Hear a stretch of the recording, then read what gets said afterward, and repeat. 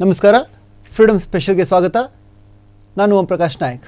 ಇವತ್ತು ಸೆಂಟ್ರಲ್ ಮತ್ತು supreme court ನಡುವೆ ಒಂದು ದೊಡ್ಡ ಬಿಕ್ಕಟ್ಟು ಶುರುವಾಗಿದೆ. ಅದ್ರ ಬಗ್ಗೆ ನಾನು ಹೇಳಕ್ಕೆ ಹೊರಟಿದ್ದೀನಿ. ಏನದು ಬಿಕ್ಕಟ್ಟು ಅಂತಂದರೆ, ನಿಮ್ಗೆ ಗೊತ್ತಿರಬಹುದು, ಕೆಲವು ತಿಂಗಳ ಹಿಂದೆ ಸುಪ್ರೀಂ ಕೋರ್ಟ್ ರಾಜ್ಯಪಾಲ ಮತ್ತು ರಾಷ್ಟ್ರಪತಿಗಳಿಗೆ ಒಂದು ಡೆಡ್ಲೈನ್ ಫಿಕ್ಸ್ ಮಾಡಿತ್ತು.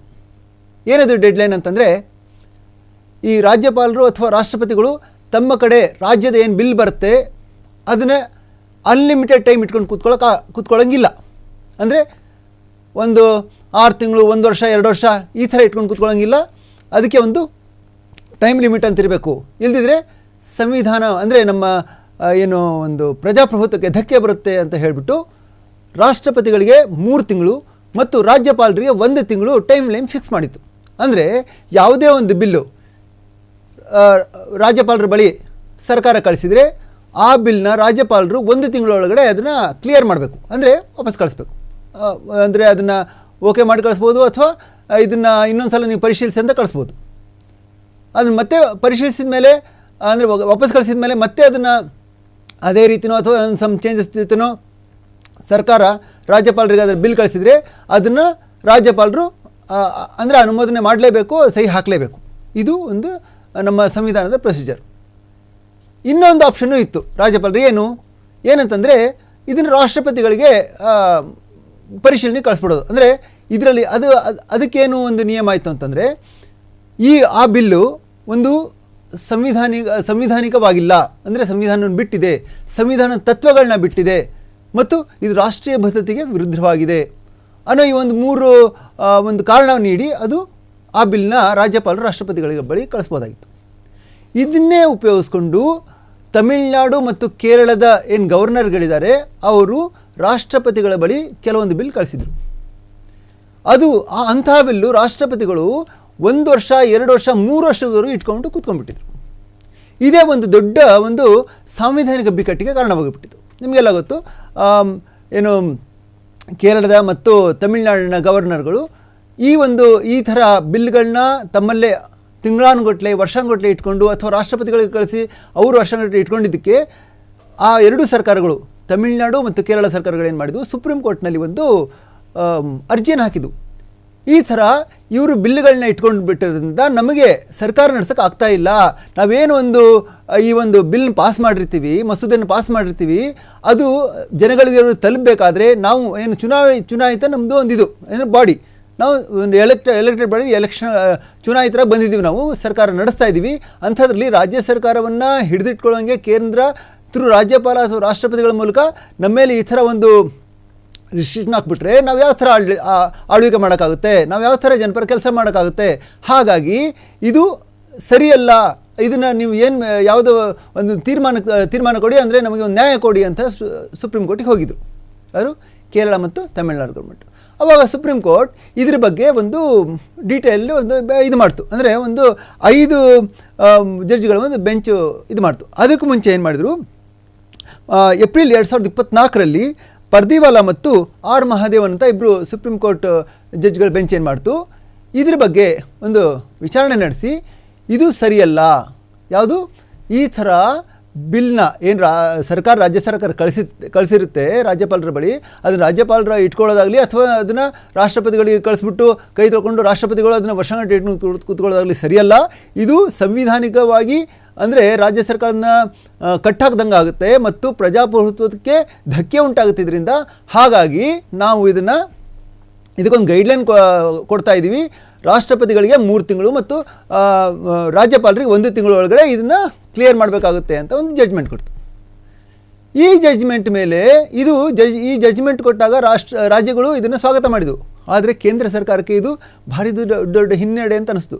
ಹಾಗಾಗಿ ಕೇಂದ್ರ ಸರ್ಕಾರ ಏನು ಮಾಡ್ತು, ಇದು ಸರಿಯಲ್ಲ ಅಂತ ಹೇಳ್ಬಿಟ್ಟು ನಮ್ಮ ರಾಷ್ಟ್ರಪತಿ ದ್ರೌಪದಿ ಮುರ್ಮು ಅವರಿದ್ದಾರೆ, ಅವ್ರ ಥ್ರೂ ಒಂದು ಸುಪ್ರೀಂ ಕೋರ್ಟ್ಗೆ ಒಂದು ಅರ್ಜಿ ಸಲ್ಲಿಸಿತು. ಏನಂತ ಅಂದರೆ, ಅದರಲ್ಲಿ ದ್ರೌಪದಿ ಮುರ್ಮು ಅವರು 14 ಪ್ರಶ್ನೆಗಳನ್ನು ಕೇಳಿದರು. ಏನು ಪ್ರಶ್ನೆ ಕೇಳಿದರು, ಈ ಥರ ನಮಗೆ ಈ ಥರ ನೀವು ಟೈಮ್ ಫಿಕ್ಸ್ ಮಾಡ್ತಾ ಇದ್ರಲ್ಲ, ಹಾಗಾದರೆ ನಮ್ಮ ಪವರ್ ಏನು, ನಮಗೆ ಯಾವುದೇ ಒಂದು ಪವರ್ ಇಲ್ವಾ, ನೀವು ಈ ಟೈಮ್ ಲೈನ್ ಫಿಕ್ಸ್ ಮಾಡ್ತಾರಲ್ಲ ಇದು ಸಂವಿಧಾನಿಕವಾಗಿದೆಯಾ, ಇದು ನಿಮ್ಮ ಪವರಲ್ಲಿ ಬರುತ್ತಾ, ಅಂದರೆ ನ್ಯಾಯಾಂಗದ ಸುಪ್ರೀಂ ಕೋರ್ಟ್ ಅಡಿಯಲ್ಲಿ ಇದು ಬರುತ್ತಾ, ನಿಮಗೆ ಈ ಥರ ಒಂದು ರಾಷ್ಟ್ರಪತಿಗಳಿಗೆ ಒಂದು ಟೈಮ್ ಲೈನ್ ಫಿಕ್ಸ್ ಮಾಡೋ ಪವರ್ ನಿಮಗಿದೆಯಾ ಫಸ್ಟು ಅದು ನೋಡ್ಕೊಳ್ಳಿ ಅಂತ ಇಂಡೈರೆಕ್ಟಾಗಿ ಸುಪ್ರೀಂ ಕೋರ್ಟ್ನ ಒಂಥರ ಅದನ್ನು ಕಟ್ಟಿ ಹಾಕೋ ಥರ ಮಾತಾಡಿದರು. ಒಂದು ಪ್ರಶ್ನೆಗಳನ್ನಿಟ್ಟು 14 ಪ್ರಶ್ನೆಗಳನ್ನ. ಇವಾಗ ಸುಪ್ರೀಂ ಕೋರ್ಟು ಏನು ಮಾಡಬೇಕು, ಅವಾಗ ಏನು ಮಾಡಿದ್ರು, ಸುಪ್ರೀಂ ಕೋರ್ಟ್ನಲ್ಲಿ ಗವಾಯಿ ಸುಪ್ರೀಂ ಕೋರ್ಟ್ ಜಡ್ಜ್ ಮುಖ್ಯ ಜಡ್ಜ್ ಗವಾಯಿ ಅವರ ನೇತೃತ್ವದಲ್ಲಿ 5 ಜಡ್ಜ್ಗಳ ಒಂದು ಬೆಂಚ್ ಇದು ಮಾಡಿದರು. ಆ ಬೆಂಚ್ ಏನು ಮಾಡ್ತು, ಇದಕ್ಕೆ ಏನು ಸೆಂಟ್ರಲ್ ಗೌರ್ಮೆಂಟಿಗೆ, ಕೇಂದ್ರ ಸರ್ಕಾರಕ್ಕೆ ಮತ್ತು ರಾಜ್ಯ ಸರ್ಕಾರಗಳಿಗೆ ಒಂದು ಅಪ್ಲಿಕೇಶನ್ ಕೊಡೋಕ್ಕೆ ಹೇಳ್ತು. ಅಂದರೆ ನೀವು ಸಬ್ಮಿಟ್ ಮಾಡಿ. ಯಾವಾಗ ಹೇಳ್ತು, ಇದು 12ನೇ ಆಗಸ್ಟು, ಅಂದರೆ 12ನೇ ಆಗಸ್ಟ್ಗೆ ಆಗಸ್ಟ್ 12ಕ್ಕೆ ಒಂದು ಇದು ಮಾಡ್ತು, ನೀವು ಏನಿದ್ರು ನಿಮ್ಮ ಸಬ್ಮಿಟ್ ಮಾಡಿ, ನಿಮ್ಮ ಒಂದು 12ನೇ ಆಗಸ್ಟ್ ಒಳಗಡೆ ನೀವು ಸಬ್ಮಿಟ್ ಮಾಡಿ, ನಿಮ್ಮ ಏನಿದೆ ನಿಮ್ಮ ಅಹವಾಲೇನಿದೆ, ನೀವು ಏನು ಹೇಳ್ಬೇಕಂತ ಅಂದ್ಕೊಂಡಿದ್ದೀರಾ ಅದನ್ನು ಸಬ್ಮಿಟ್ ಮಾಡಿ ಅಂತ ಹೇಳ್ತು. ಆಗಲೇ ನೋಡಿ ಸ್ಟಾರ್ಟ್ ಆಗಿದ್ದು ಈ ಒಂದು ತಿಕ್ಕಾಟದ ತೀವ್ರತೆ. ಅಂದರೆ ಸೆಂಟ್ರಲ್ ಗೌರ್ಮೆಂಟ್ ಮತ್ತು ಸುಪ್ರೀಂ ಕೋರ್ಟ್ ನಡುವೆ ಇರೋ ಅಧಿಕಾರ ಹಂಚಿಕೆ ಏನಿದೆಯಲ್ಲ, ಯಾಕಂದರೆ ಸುಪ್ರೀಂ ಕೋರ್ಟ್ ಒಂದು ಸಪ್ರೇಟ್ ಬಾಡಿ ಮತ್ತು ಏನು ಕೇಂದ್ರ ಸರ್ಕಾರ ಅದು ಜನರಿಂದ ಚುನಾಯಿತವಾದ ಒಂದು ಅಂಗ. ಹಾಗಾಗಿ ಈ ಕಾರ್ಯಾಂಗ, ಶಾಸಕಾಂಗ ಮತ್ತು ನ್ಯಾಯಾಂಗ ಇವುಗಳ ನಡುವೆ ಒಂದು ತಿಕ್ಕಾಟ ಶುರುವಾಯಿತು. ಸೆಂಟ್ರಲ್ ಗೌರ್ಮೆಂಟ್ ಏನು ಮಾಡ್ತು, ಸುಪ್ರೀಂ ಕೋರ್ಟ್ಗೆ ಏನು ಸಲ್ಲಿಸ್ತು ತನ್ನ ಒಂದು ಅಪ್ಲಿಕೇಶನಲ್ಲಿ ಅದರಲ್ಲಿ ಹೇಳ್ತು, ಈ ಒಂದು ಪವರ್ ಏನು ನೀವು ರಾಷ್ಟ್ರಪತಿಗಳಿಗೆ ಮತ್ತು ರಾಜ್ಯಪಾಲರಿಗೆ ಏನು ಟೈಮ್ ಲೈನ್ ಫಿಕ್ಸ್ ಮಾಡಿದ್ರಲ್ಲ, ಆ ಒಂದು ಫಿಕ್ಸ್ ಮಾಡುವಂಥ ಪವರ್ ನ್ಯಾಯಾಂಗದಲ್ಲಿ ಈಗ ಕಾನೂನಿನಲ್ಲಿ ಇಲ್ಲವೇ ಇಲ್ಲ, ಸಂವಿಧಾನದಲ್ಲೇ ಇಲ್ಲ. ಇದು ನೀವು ಸಂವಿಧಾನ ಬಿಟ್ಟು ಮಾಡೋಂಗಿಲ್ಲ, ಹಾಗಾಗಿ ಇದನ್ನು ನೀವು ಮಾಡೋಂಗಿಲ್ಲ, ಇದನ್ನು ತೆಗೆದಾಕ್ಬೇಕು ನೀವು ಅಂತ ಒಂದು ಇದನ್ನು ಕೊಟ್ಟು. ಹೀಗಾಗಿ ಈಗ ಸುಪ್ರೀಂ ಕೋರ್ಟ್ ಏನು ಮಾಡಿದೆ, ಇದನ್ನು 19 ಇದೇ ಆಗಸ್ಟ್ 19ಕ್ಕೆ ಇದರ ಒಂದು ಹಿಯರಿಂಗ್ ಇಟ್ಕೊಂಡಿದೆ. ಅಂದರೆ ಏನು ಕೇಂದ್ರ ಸರ್ಕಾರ ಹೇಳ್ತಾ ಇದೆ, ಇದು ನಿಮ್ಮ ಪವರ್ಲಿಲ್ಲ, ನಿಮಗೆ ಇದು ಮಾಡೋಕ್ಕೆ ಅಧಿಕಾರನೇ ಇಲ್ಲ ಅಂತ ಹೇಳ್ತಾ ಇದೆ, ಇದ್ರ ಬಗ್ಗೆ ಏನು ಮಾಡ್ಬೋದು ಅಂದರೆ ಡೀಟೇಲ್ ವಿಚಾರಣೆ ಇಟ್ಕೊಂಡಿದೆ ಅವತ್ತು 19ನೇ ತಾರೀಕು. ಅವತ್ತು ಒಂದು ವೇಳೆ ಏನು ಈ ರಾಜ್ಯಗಳಿಗೇನು ಅನ್ಯಾಯ ಆಗ್ತದೆ, ರಾಜ್ಯಗಳು ಹೇಳ್ತಾ ಇದ್ದಾರೆ ನಮ್ಮ ಬಿಲ್ಗಳನ್ನ ವರ್ಷಗಟ್ಟಲೆ ಇಟ್ಕೊಂಡು ಕೂತ್ಕೊಂಡ್ರೆ ನಮಗೆ ನಮ್ಮ ಅಧಿಕಾರನೇ ಹೊರಟೋಗುತ್ತೆ 5 ವರ್ಷದಲ್ಲಿ, ಅಷ್ಟರಲ್ಲಿ ಅವ್ರು ಹಾಗೆ ಇಟ್ಕೊಂಡು ಕೂತ್ಕೊಂಡ್ಬಿಟ್ರೆ ನಾವು ಬಿಲ್ ಪಾಸ್ ಮಾಡೋಕ್ಕಾಗಲ್ಲ, ನಾವು ಏನು ಅಂದ್ಕೊಂಡಿರ್ತೀವಿ ಆ ಥರ ಆಡಳಿತ ಮಾಡೋಕ್ಕಾಗಲ್ಲ ಅಂತ ಏನು ಹೇಳ್ತಾ ಇದ್ದಾರೆ. ಅದಕ್ಕೆ ಪರವಾಗಿ ನಾವೇನು ಕೊಟ್ಟಿದ್ದೀವಿ ಈಗ 3 ತಿಂಗಳು 1 ತಿಂಗಳು ಅದು ಸರಿ ಅಂತ ಕೊಡುತ್ತೋ, ಅಥವಾ ಅದನ್ನು ಯಾವ ಥರ ಜಸ್ಟಿಫೈ ಮಾಡ್ಕೊಳುತ್ತೋ, ಅಥವಾ ಇಲ್ಲ ಸೆಂಟ್ರಲ್ ಗೌರ್ಮೆಂಟ್ ಹೇಳಿ ಸರಿ ನಮಗೆ ಆ ಪವರ್ ಇಲ್ಲ ಅಂತ ಸೆಂಟ್ರಲ್ ಗೌರ್ಮೆಂಟಿಗೆ ಬಿಟ್ಕೊಟ್ಬಿಡುತ್ತೋ, ಅಂದರೆ ನೀವು ಎಷ್ಟು ದಿವಸ ಬೇಕಾದ್ರೂ ಇಟ್ಕೊಳ್ಳಿ, ಏನು ಬೇಕಾದ್ರೂ ಮಾಡ್ಕೊಳ್ಳಿ, ಅದು ನಿಮಗೆ ಬಿಟ್ಟಿದ್ದು ನಮ್ಗೆ ಅಂಡರ್ಲಿ ಇದು ಬರಲ್ಲ ಅಂತ ಹೇಳ್ಬಿಡ್ತು ಅನ್ನೋದೇ ಈಗ ದೊಡ್ಡ ಪ್ರಶ್ನೆ. ಒಂದು ವೇಳೆ ಈ ಥರ ಏನಾದರೂ ಆಯ್ತಂತಂದರೆ, ಅಂದರೆ ಒಂದು ವೇಳೆ ಸುಪ್ರೀಂ ಕೋರ್ಟ್ ನಮಗೆ ಇದು ಬರಲ್ಲ, ನಾವು ಸೆಂಟ್ರಲ್ ಗೌರ್ಮೆಂಟ್ ಜೊತೆ ಸಹಮತಿ ಇದ್ದೀವಿ, ಅವರು ಹೇಳ್ದಂಗೆ ನೀವು ಕೇಳಿ ಅಂತ ರಾಜ್ಯಗಳಿಗೆ ಹೇಳಿಬಿಟ್ರೆ, ಆಗ ರಾಜ್ಯಗಳಿಗೆ ಅತಿ ದೊಡ್ಡ ಹಿನ್ನಡೆ ಆಗುತ್ತೆ ಅಂತ ಖಂಡಿತವಾಗಿ ಹೇಳ್ಬೋದು. ಯಾಕಂದರೆ ಈಗಾಗಲೇ ನಮ್ಗೆ ಗೊತ್ತಿರೋಂಗೆ 2 ವರ್ಷ 3 ವರ್ಷದವರೆಗೂ ರಾಷ್ಟ್ರಪತಿಗಳು ಇಂಥ ಒಂದು ಏನು ಕೇರಳ ಮತ್ತು ತಮಿಳುನಾಡಿನ ಕೆಲವೊಂದು ಬಿಲ್ಗಳನ್ನ ಇಟ್ಕೊಂಡು ಕೂತ್ಕೊಂಡ್ಬಿಟ್ಟಿದ್ದಾರೆ.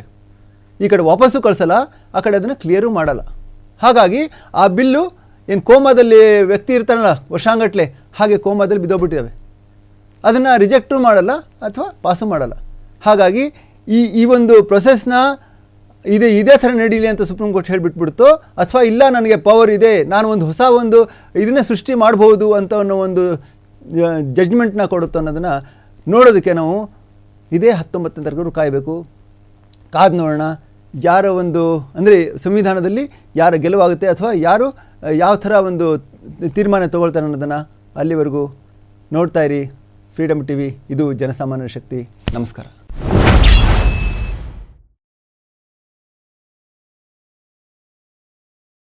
ಕ್ಷಣ ಕ್ಷಣದ ಸುದ್ದಿಗಳಿಗಾಗಿ ಫ್ರೀಡಮ್ ಟಿವಿ ಸಬ್ಸ್ಕ್ರೈಬ್ ಮಾಡಿ, ಲೈಕ್ ಮಾಡಿ ಹಾಗೂ ಫಾಲೋ ಮಾಡಿ. ಹೊಸ ಸುದ್ದಿಗಳ ನೋಟಿಫಿಕೇಶನ್ಗಾಗಿ ಬೆಲ್ ಐಕಾನ್ ಮೇಲೆ ಕ್ಲಿಕ್ ಮಾಡಿ.